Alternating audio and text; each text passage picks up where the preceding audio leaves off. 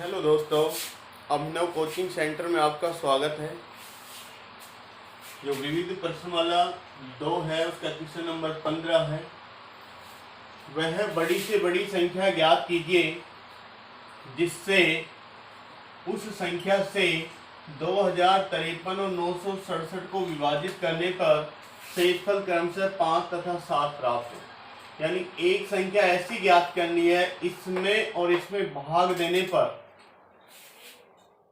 प्रथम संख्या में 5 शेषफल प्राप्त हो जबकि द्वितीय संख्या में 7 शेषफल प्राप्त हो। तो जब संख्या इन दोनों संख्याओं को विभाजित करती है वो एचसीएफ होता है। तो 2053 में शेषफल 5 प्राप्त होना चाहिए और 967 में शेषफल 7 प्राप्त होना चाहिए। 2053 और 967 में इसमें शेषफल कितना बचना चाहिए? 5। तो 2053 में 5 कम कर देंगे, कितना प्राप्त हो गया? 2048। इसी प्रकार से दूसरी संख्या है 967, इसमें कितना कम कर देंगे? 7। ये प्राप्त हो जाएगा 960। शेषफल क्रमशः 5 व 7 प्राप्त होना चाहिए। ठीक है, तो जो ये संख्या प्राप्त हो इनको पूरा पूरा विभाजित होना चाहिए। जब इस संख्या के अंदर 5 शेषफल प्राप्त होगा, इसके अंदर 7 प्राप्त होगा। तो 2048 और 960 के पहले आप गुणनखंड कर लेंगे और क्या ज्ञात करना है? एचसीएफ ज्ञात करना है, क्योंकि उस संख्या से इनको विभाजित करना है। तो जो संख्या इनको विभाजित करेगी वो एचसीएफ होता है और ये संख्या उसको विभाजित करती है वो एलसीएम होता है।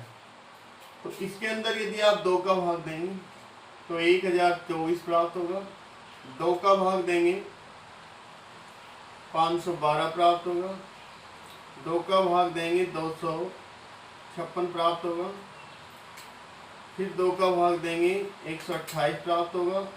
2 का भाग देने पर 64, 32, 16, 8, फिर 2 का भाग देंगे 4, 2, फिर 2 का भाग देंगे 1। इसी प्रकार से 960 के कर लेंगे।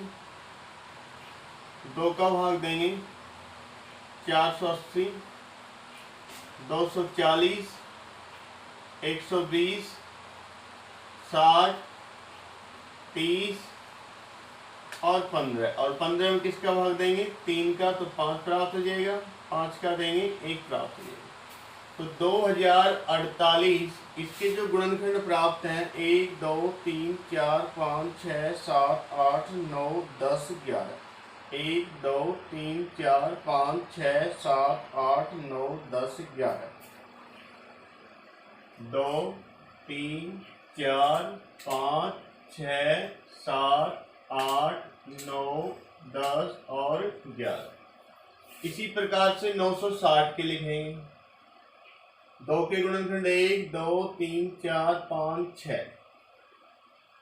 2, 3, 4, 5, 6। उसके बाद में जो गुणनखंड है 3 और 5 है। तो एचसीएफ तो जो कॉमन होता है वो होता है एक गुणनखंड, दूसरा गुणनखंड, तीसरा गुणनखंड और ये नंबर 4 गुणनखंड, ये 5 और ये 6। इसके अतिरिक्त और कोई कॉमन नहीं है। तो जो एचसीएफ होगा 2 गुणा 2 गुणा 2 गुणा 2 गुणा 2 गुणा 2। 2 के गुणनखंड कितने कॉमन होंगे? 6 होंगे। 2 को 2 से किया 4, 4 को 2 से 8, 8 को 2 से करने पर 16, 16 को 2 से करेंगे 32, 32 को 2 से करेंगे 64। तो वो संख्या कौन सी है? 64 है। 64 का 2053 और 967 में भाग देने पर इसमें तो शेषफल कितना प्राप्त होगा? 5 और इसमें कितना प्राप्त हो जाएगा? 7। तो वो संख्या कौन सी है? 64 है।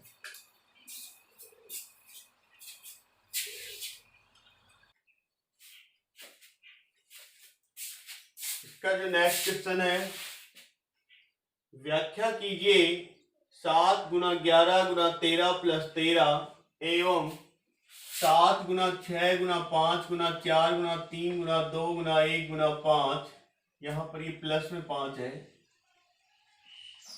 भाज्य संख्याएं क्यों हैं?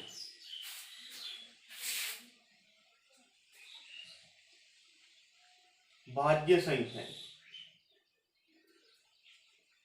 जिसके आप गुणनखंड कर सकते हैं वो क्या कहलाएंगी? भाज्य संख्याएं।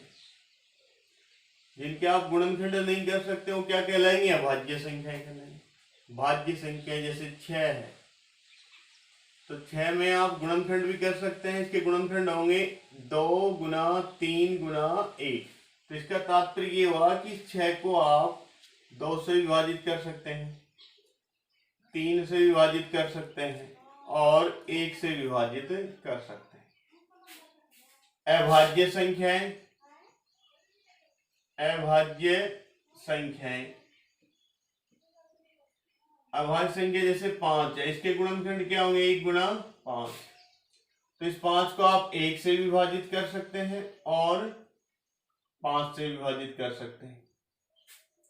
भाज्य संख्या में जो आप गुणनखंड करते हैं 2 गुना 3 गुना 1 है तो 2 से विभाजित है, 3 से विभाजित है और 1 से विभाजित है।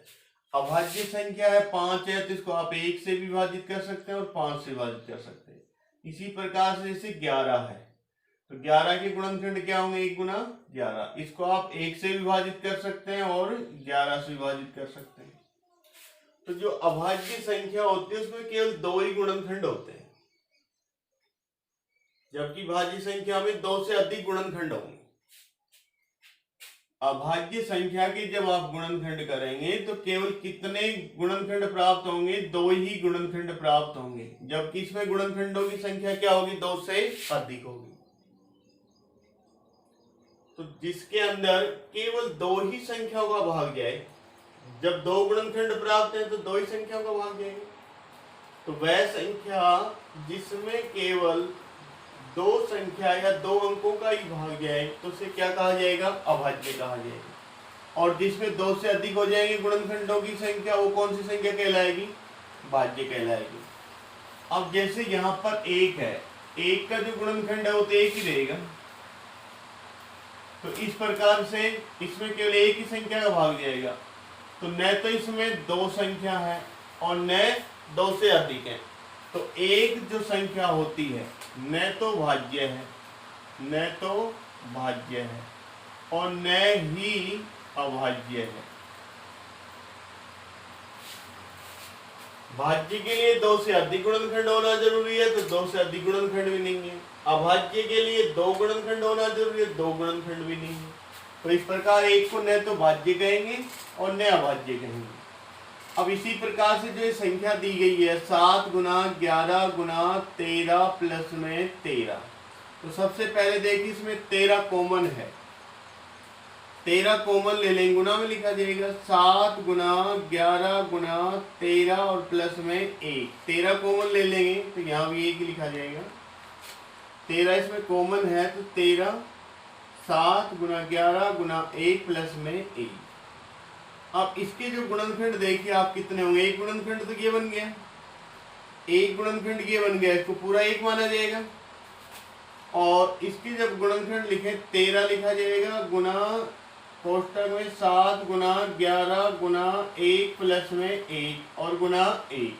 तो कितने गुणनखंड हो गए? गुणनखंडों की संख्या 2 से अधिक होगी, इसको 1 ही माना जाएगा। तो 1 2 3 3 गुणनखंड हो गए। तो कौन सी संख्या है? भाज्य संख्या है। कौन सी संख्या है? भाज्य संख्या। इसी प्रकार से 7 गुना 6 गुना 5 गुना 4 गुना 3 गुना 2 गुना 1 और प्लस में 5, इसमें भी कॉमन क्या आ जाएगा? 5 आ जाएगा। 5 कॉमन लेंगे 7 गुना 6 गुना 1 गुना 4 गुना 3 गुना 2 गुना 1 और प्लस में 1। 5 कॉमन लेंगे तो यहाँ 1 प्राप्त होगा। तो इसके गुणनखंड भी देखिए 5 गुना 7 गुना 6 गुना 1 गुना 4 गुना 3 गुना 2 गुना 1 प्लस में 1। इसमें जो गुणनखंड है उनकी संख्या भी कितनी हो गई? 3 हो गई। 1 इसको 1 माना जाएगा, इसको 1 माना जाएगा। तो ये भी कौन सी संख्या है? भाज्य संख्या है। कौन सी संख्या है? तो गुणनखंडों की संख्या 2 से अधिक है, तो 2 से अधिक होने पर वो कौन सी संख्या कहलाएगी? भाज्य संख्या कहलाएगी। तो यहाँ पर जो संख्या दी गई है 2, 3, 1, और यहाँ पर केवल कितने गुणनखंड दिए गए हैं? 2 गुणनखंड दिए गए हैं, 1 और 5। तो जिस संख्या के अंदर गुणनखंडों की संख्या 2 से अधिक होती है उसको कौन सी संख्या कहा जाता है? भाज्य संख्या कहा जाता है। तो यहाँ पर प्रश्न में पूछा है कि भाज्य संख्याएं क्यों हैं? इसके अंदर कॉमन क्या था? 13, इसके अंदर कॉमन क्या है? 5, इसलिए कौन सी संख्या है? भाज्य संख्या है। 13 और 5 कॉमन होने के कारण ये संख्या कौन सी है? भाज्य संख्याएं हैं।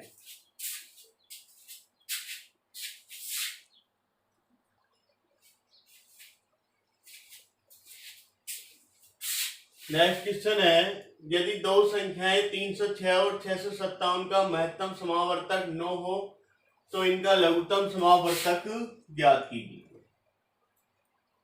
अपन जानते हैं कि दो संख्याओं का जो गुणनफल होता है वो बराबर होता है एचसीएफ और एलसीएम के। दो संख्याओं का गुणनफल बराबर होता है एचसीएफ और एलसीएम के गुणनफल के बराबर। तो प्रथम संख्या 306 और द्वितीय संख्या 657 बराबर एचसीएफ, जो महत्तम समावर्तक है वो क्या है? एचसीएफ है, और एलसीएम ज्ञात करना है। एलसीएम ज्ञात करेंगे, 9 का क्या होगा? इसमें भाग होगा।